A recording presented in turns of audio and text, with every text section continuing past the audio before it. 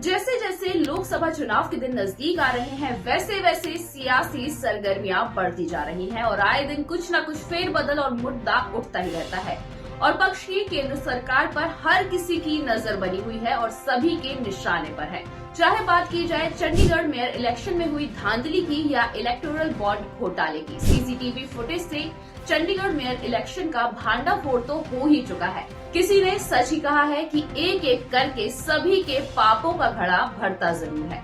कुछ ऐसा ही हुआ है बीजेपी के साथ। जी हाँ, इलेक्टोरल बॉन्ड स्कैम में हुए घोटाले में बीजेपी का नाम टॉप पर आ गया है। आपको बता दें कि एसबीआई की ओर से 2018 में शुरू हुई योजना के बाद से अब तक 30 किश्तों में 16,518 करोड़ रुपए के इलेक्टोरल बॉन्ड की जानकारी दी गई है, जिसमें भाजपा सबसे ज्यादा चंदा लेने वाली पार्टी है। 12 अप्रैल 2019 से 11 जनवरी 2024 तक पार्टी को सबसे ज्यादा यानी कि 6,060 करोड़ रुपए मिले हैं।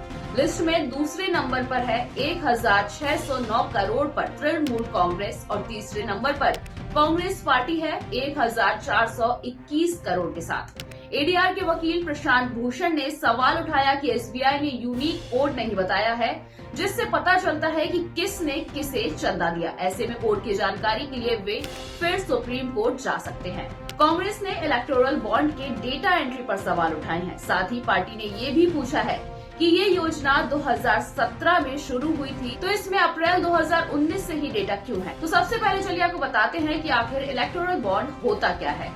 2017 में इलेक्टोरल बॉन्ड की शुरुआत हुई थी। इन चुनावी बॉन्ड के जरिए कोई भी शख्स और कॉर्पोरेट कंपनी किसी भी राजनीतिक पार्टी को बिना पहचान जाहिर करे अनलिमिटेड पैसा डोनेट कर सकती है।